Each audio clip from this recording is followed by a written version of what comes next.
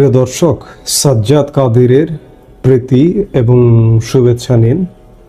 এই মুহূর্তে আপনাদের সামনে কথা বলতে এসেছি সেনাবাহিনী কেন দায় নেবে, এই প্রসঙ্গটি নিয়ে আপনাদের সামনে কথা বলবো।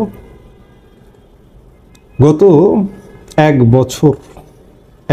বছর প্রায় হতে চললে, 11 মাস চলছে, 1 মাস পরেই 1 বছর হবে সেনাবাহিনী মাঠে আছে। এই 1 বছরের মধ্যে কমপক্ষে 10 মাস পূর্ণ ক্ষমতা নিয়ে, ম্যাজিস্ট্রেসি পাওয়ার নিয়ে সেনাবাহিনী মাঠে আছে, কিন্তু সত্যিকার অর্থে দেশ স্বাভাবিক হচ্ছে না। দেশের আইন শৃঙ্খলা পরিস্থিতি স্বাভাবিক হচ্ছে না। যদিও প্রশ্ন এসে যায়, যে প্রশ্ন করতেই পারি যে দেশের আইন শৃঙ্খলা রক্ষার কাজ কি সেনাবাহিনীর? উত্তর হবে না। আইন শৃঙ্খলা রক্ষা করার কাজ পুলিশের। পুলিশের কি অবস্থা আপনি আমি সবাই জানি। দেশে এত অপকর্ম হচ্ছে, সীমাহীন অপকর্ম। ডক্টর ইউনূস সরকারের রাষ্ট্রীয় পৃষ্ঠপোষকতায় অপকর্ম, মব হচ্ছে সীমাহীন। আজকে এই কথাগুলো বলতে এসেছি এজন্যই যে গতকালকেও দেশের আইন শৃঙ্খলা রক্ষা এবং সেনাবাহিনীর চলমান আভিযানিক কার্যক্রম সম্পর্কে সম্যক ধারণা দিতে একটা প্রেস ব্রিফিং করেছে। সেনাবাহিনী মাঝে মাঝে এই কাজটি করে, তারা কি কাজ করেছে, কি কাজ করছে, আগামীতে কি কাজ করবে তার একটি ধারণা দেবার জন্যই প্রেস ব্রিফিং করে। এবং সেনাবাহিনী প্রত্যেকটি ব্রিফিংয়ে এটি নিশ্চিত করে যে আমরা সন্ত্রাসের প্রশ্নে, মবের প্রশ্নে জিরো টলারেন্স নীতিতে আছি। হ্যাঁ, সেনাবাহিনী কাজ করছে, কিন্তু যে পরিমাণ বিশৃঙ্খল পরিবেশ ঘটছে দেশে, তার তুলনায় সেটি অপ্রতুল। আপনি চিন্তা করুন যে সারা বাংলাদেশে পুলিশ বাহিনীর প্রায় 2.25 লক্ষ সদস্য, সেনাবাহিনীর টোটাল সদস্য সংখ্যার থেকেও বেশি। এই 2.25 লক্ষ মানুষ দেশের আইন শৃঙ্খলা রক্ষা করে, নিয়ন্ত্রণ করে। আজকে এই 2.25 লক্ষ মানুষ খানিকটা দ্বিধাগ্রস্ত। কি কারণে আমরা বিভিন্ন সময় বলতে আমরাও এক প্রকার ক্লান্ত হয়ে পড়ছি। পুলিশের মনোবল আজও ফিরে আসেনি। এই 2.25 লক্ষ পুলিশ দেশের শৃঙ্খলা বিধান করতে পারছে না। সেখানে সেনাবাহিনী টোটাল সদস্যই ধরুন 1.5 লাখ বা 1,60,000, 70,000 সেনাবাহিনীর সদস্য। সশস্ত্র বাহিনী পুরোটা মিলে 2 লাখের মতো সদস্য। কিন্তু সবাই তো আর ক্যান্টনমেন্টের নিয়মিত কাজ ছেড়ে বাইরে এসে ডিউটি করে না। সেনাপ্রধানের এক পরিসংখ্যান থেকেই আমরা যেটি জানি যে 30,000 সৈন্য একটা টাইমে ডিউটিতে থাকে। আবার সেই 30,000 সৈন্যের সময়টা শেষ হলে ক্যান্টনমেন্টে ঢুকে যায়, আবার 30,000 নামে। এই 30,000 সৈন্য সারা বাংলাদেশে 18 কোটি মানুষকে কিভাবে পাহারা দেবে, কিভাবে শৃঙ্খলা ফেরাবে? এটি একটি বড় প্রশ্ন। কিন্তু কিভাবে ফেরাবে এই প্রশ্নের পরেও সব দায় গিয়ে পড়ছে সেনাবাহিনীর উপরে। এই যে বর্তমানে যে সরকারটি, এই সরকারটি তো আসলে কোনো দায়িত্ব নেই। এই সরকারটি গড়বার দায়ও সেনাবাহিনীর। এই সরকারটি দেশটা ঠিক মতো চালাতে পারছে না, শান্তি শৃঙ্খলা ফেরাতে পারছে না, মব ক্রিয়েট বন্ধ করতে পারছে না। কিন্তু সেনাবাহিনী নিষ্ফল চেষ্টাটা করে যাচ্ছে। তবুও সেনাবাহিনীর দায় হচ্ছে, দোষ হচ্ছে। কারণ সেনাবাহিনীকেই মানুষ আপন মনে করে। এই মুহূর্তে যেহেতু রাষ্ট্রযন্ত্র নেই, সেহেতু আপন মনে করবার জায়গা হচ্ছে সেনাবাহিনী। আমাদের সেনাবাহিনী, আমাদের গর্বের সেনাবাহিনী, আমরা সবাই বলি। প্রত্যাশার পারদটা অনেক উপরে সেনাবাহিনীর উপরে। আজকে দেশে যা কিছু হচ্ছে সব দোষ গিয়ে পড়ছে সেনাবাহিনীর উপরে। সেনাবাহিনীর মর্যাদা ক্ষুণ্ণ হচ্ছে। মানুষ সেনাবাহিনীকে নিয়ে ক্যান্টনমেন্ট থেকে তারাও বুঝতে পারছেন যে সেনাবাহিনীর মান মর্যাদা নিচে নেমে যাচ্ছে। আর এইভাবে দীর্ঘদিন সেনাবাহিনী যদি মাঠে থাকে, আজকে প্রায় 1 বছরের কাছাকাছি, নির্বাচন পর্যন্ত মাঠে থাকতে হলে সেটি কতদিন হবে চিন্তা করেছেন?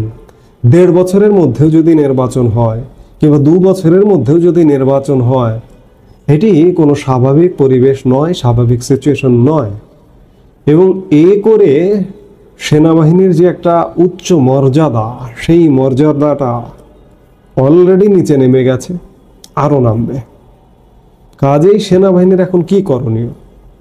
সেনাবাহিনীর এখন করণীয় এই যে ইউনূস সরকারকে তো সেনাবাহিনী দেখছেন, আপনারা দেখলেন যে এই রকম একটি সরকারকে দিয়ে, আপনাদেরও তো বিবেক বুদ্ধি সব কিছুই আছে, আপনারাই বিচার করুন যে এই রকম একটি সরকারকে দিয়ে আগামী নির্বাচন কিভাবে করা সম্ভব।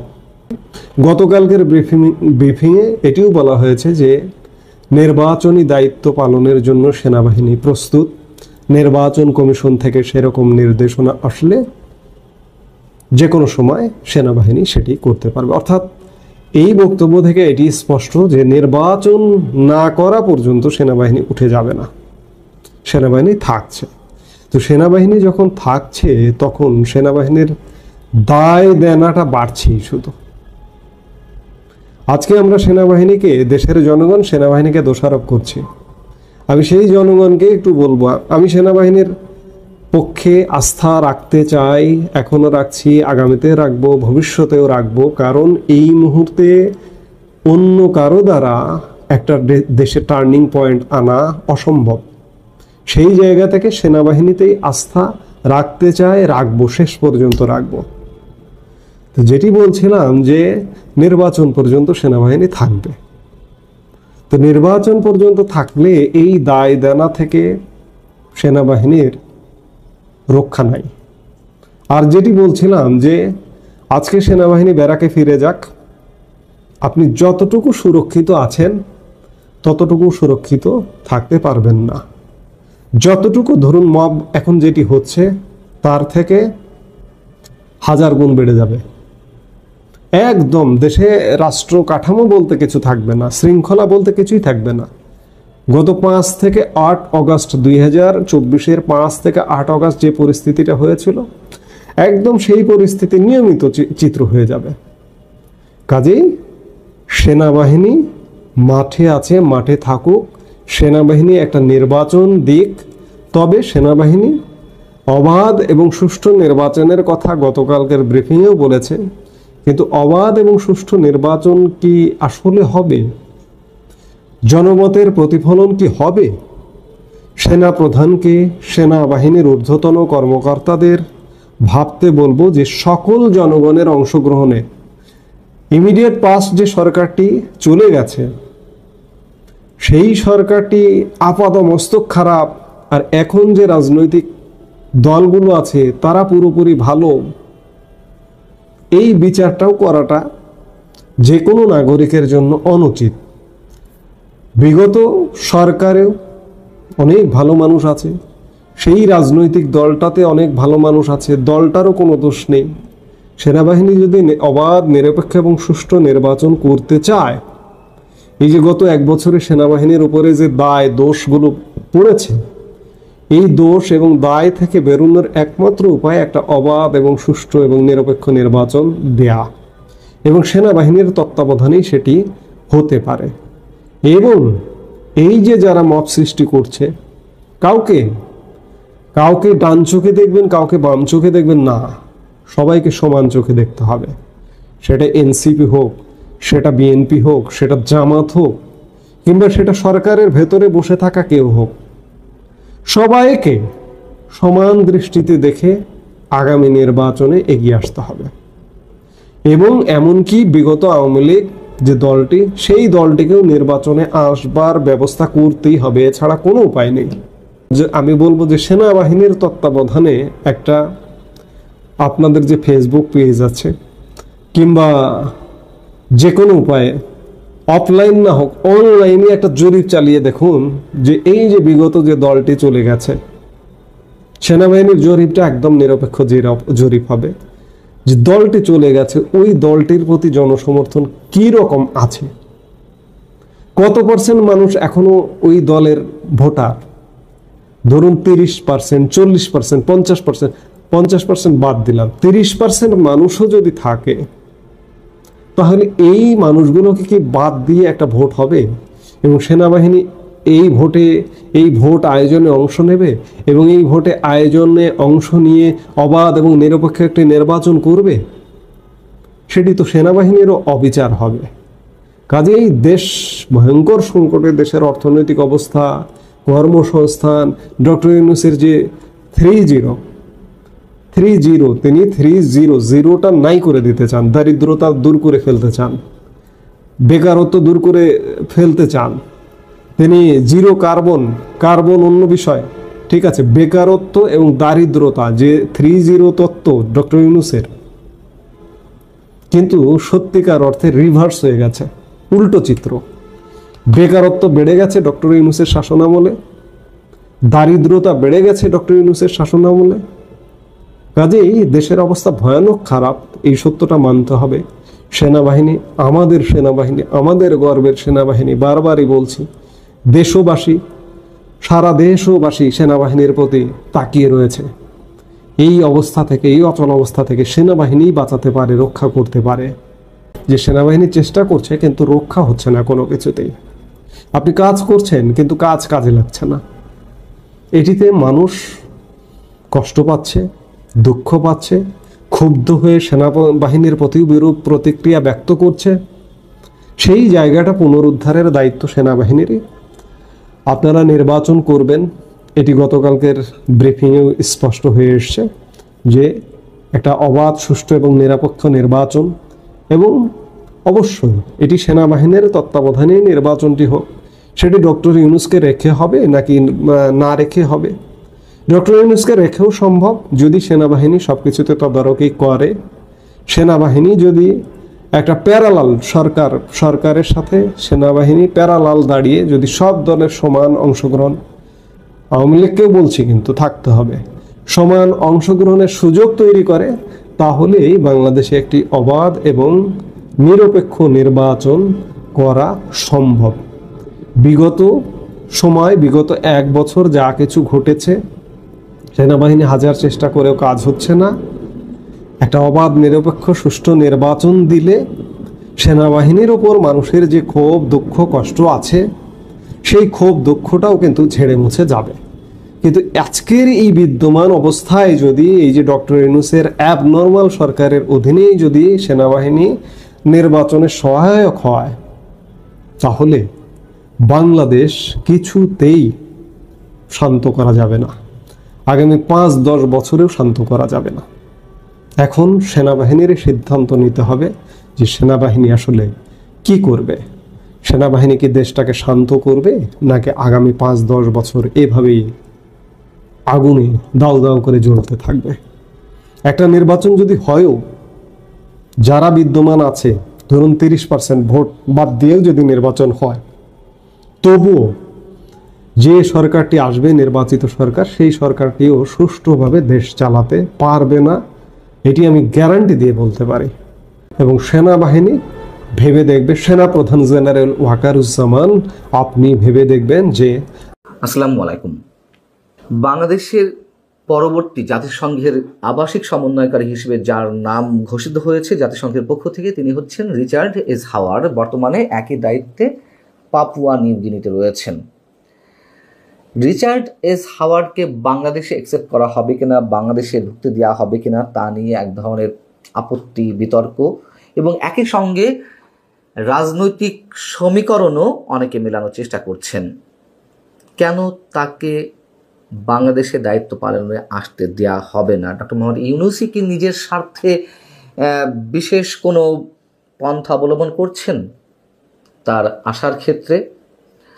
ইসলামী দলগুলো রিচার্ড এস হাওয়ার্ডকে মেনে নিতে চাচ্ছেন না, এমন অভিযোগে যে তিনি একজন সমকামী ব্যক্তি, এবং অনেকে বলছেন তিনি বাংলাদেশে তার সমকামী পার্টনারকে নিয়েই আসতে চান। যদি সত্যিই তিনি সমকামী হয়ে থাকেন, ইসলামী দলগুলোর আপত্তির যথেষ্ট কারণ রয়েছে, খুব সহজ কথা। কিন্তু প্রশ্ন হচ্ছে যে তিনি আসলেই সমকামী কিনা, তিনি প্রকাশ্যে কি কোথাও বলেছেন নিজের সম্পর্কে?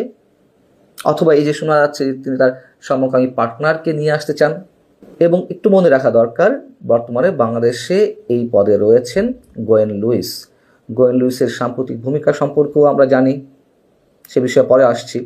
ডক্টর মোহাম্মদ ইউনূস আমাদের প্রধান উপদেষ্টা নিজেই সমকামী অধিকারের পক্ষের একজন মানুষ, এ কথা আমরা অনেকেই জানি। তাহলে তিনি কেন রিচার্ড এস হাওয়ার্ডকে বাংলাদেশে আসতে দিতে চান না যারা বলছেন, বা যদি তার কোনো আপত্তি থাকে কেন সেই আপত্তি? তার কারণ তিনি প্রকাশ্যে সমকামিতার পক্ষে বিবৃতি দিয়েছেন। 2013 সালে আন্তর্জাতিক গণমাধ্যম ফক্স নিউজেই এ বিষয়ে একটি রিপোর্ট প্রকাশিত হয়েছিল, আরও অনেক জায়গায় হয়েছে। 2012 সালে যখন উগান্ডাতে সমকামিতার অভিযোগে অনেকের বিচার হলো, তার বিরুদ্ধে আরও 3 জন নোবেল বিজয়ীর সঙ্গে ডক্টর মোহাম্মদ ইউনূসও একটি বিবৃতি দিয়েছিলেন, এবং তার পরিপ্রেক্ষিতে বাংলাদেশে বেশ একটা ভালো আন্দোলন গড়ে উঠেছিল 2013 সালে। 13 সালে সম্ভবত অক্টোবরের দিকে 5 শতাধিক শহরে ডক্টর মোহাম্মদ ইউনূসের বিরুদ্ধে বিক্ষোভ মিছিল অনুষ্ঠিত হয়েছিল। 6 লাখ লিফলেট বিতরণ করা হয়েছিল, তার বিচার দাবি করা হয়েছিল।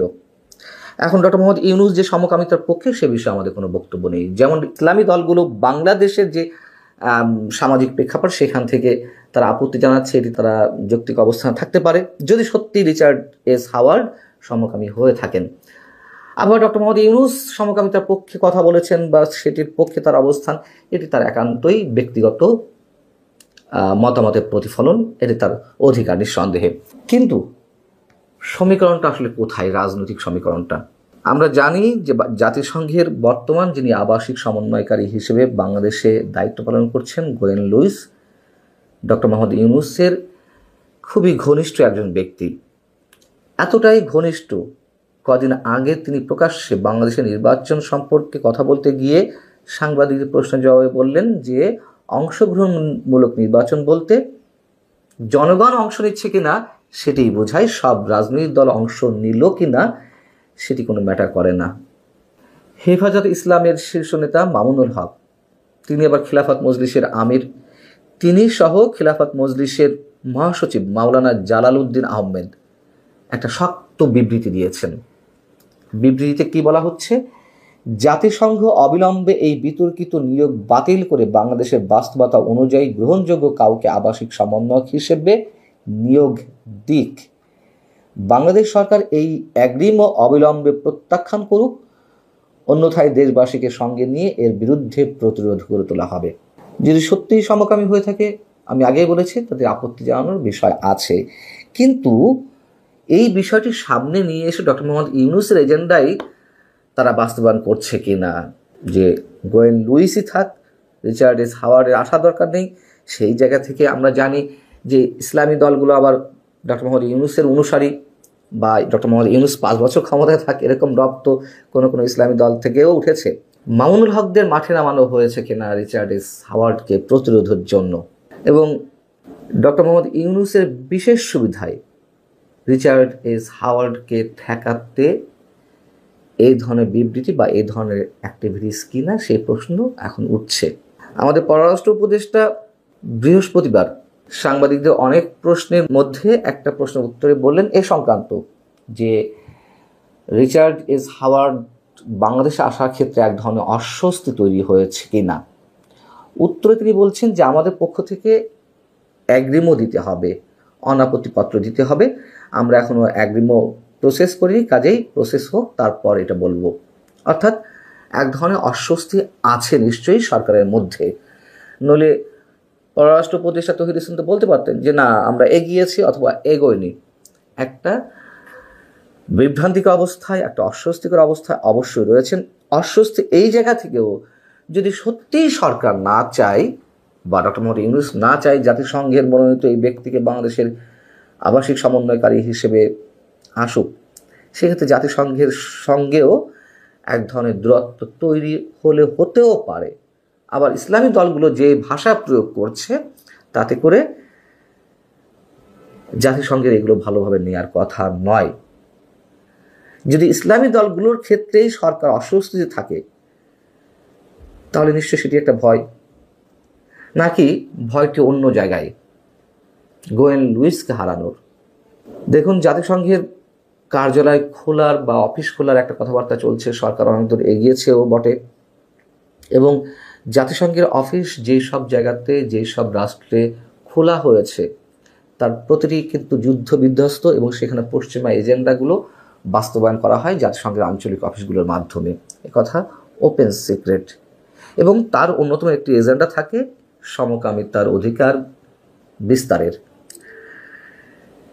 সেই জায়গা থেকে আবার ইসলামী দলগুলো আপত্তি জানিয়েছে এর আগে, কিন্তু খোলা হচ্ছে তো। যদি সেটি হয়ে থাকে তাহলে রিচার্ড এস হাওয়ার্ডের আসতে আপত্তি কোথায়? ভালো থাকুন সবাই। আল্লাহ হাফেজ।